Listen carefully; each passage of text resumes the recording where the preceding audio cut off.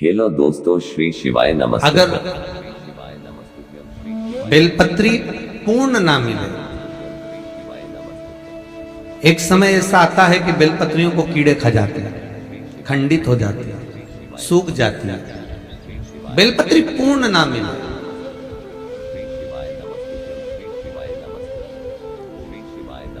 तो क्या हम खंडित बेलपत्री भी शंकर को समर्पित कर सकते हैं?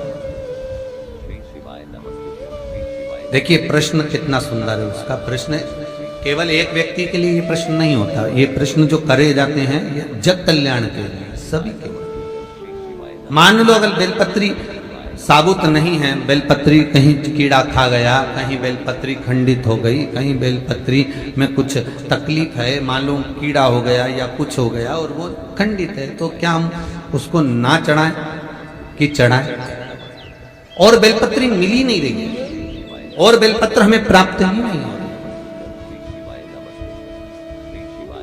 ऐसी दशा में हम क्या कर सकते हैं? तो शिव महापुराण की कथा कहती है यह भी जरूरी नहीं है कि आप बेलपत्र समर्पित करें। कितना सुंदर कहा है शिव महापुराण की कथा में कि हम ये भी नहीं कह रहे कि बेलपत्र आप समर्पित करें। अगर बेलपत्र खंडित है, टूटी पड़ी है और आपके पास में नहीं है, तो शिव जी की चढ़ी हुई बेलपत्र को धोकर शंकर पर चढ़ा दे। उसने दूसरा प्रश्न लिखा, मान लो मंदिर में भी बेलपत्र नहीं हो तो? बहुत अच्छी प्रश्न है ये।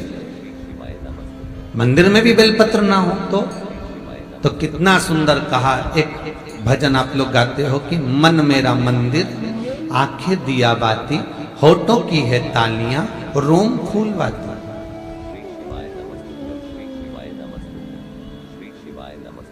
शिव महापुराण की कथा कहती है मान लो अगर ऐसे समय पर बेलपत्र नहीं है तो महाराज भगवान शंकर के शिवलिंग का दर्शन कर कर अपनी ये 3 उंगलियां शिव जी के शिवलिंग को समर्पित करो। कितनी उंगलियां?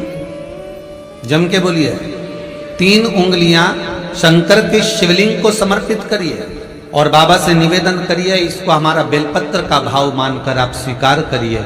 ओम नमः शिवाय, श्री शिवाय नमस्तुभ्यम या मृत्युंजय का जाप करते हुए, गौरी शंकर का स्मरण करते हुए हाथ का स्पर्श कर कर बाबा को नमन करो, प्रणाम करो। बाबा उस बेलपत्र को भी स्वीकार कर लेता है।